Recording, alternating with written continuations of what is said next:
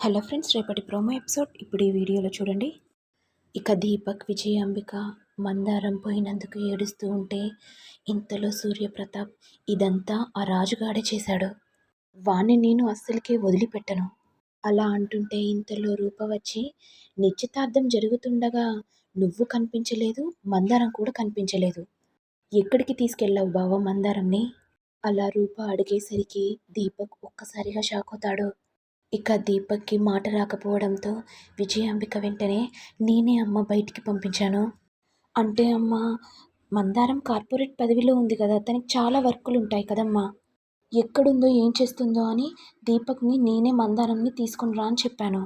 ఇవాళ నేను నిశ్చితార్థమని అలా తోలానమ్మా. కానీ ఇంతలో మందారం చనిపోయిన విషయం తెలిసి దీపక్ హఠాత్తుగా షాక్ అయ్యాడమ్మా. అయినా భార్య పోయిన బాధలో ఉంటే రూప, నువ్వెందుకు ఇలా మాట్లాడుతున్నావు? కుంపదీసి నా కొడుకు మందారంని చంపాడనుకుంటున్నావా? ఇక సూర్య మాట్లాడుతూ, అమ్మ రూప, అలా మాట్లాడద్దమ్మా. దీపక్ తన భార్య పోయిన బాధలో ఉంటే నువ్వు అలా అనడం కరెక్ట్ కాదమ్మా. అంటే నాన్న, అది మందారం లేనప్పుడు కూడా దీపక్ కనిపించలేదు కదా నాన్న, ఒకసారి మీరే ఆలోచించండి నాన్న. ఇక దీపక్కి చల్ల చెమటలు పడతాయి.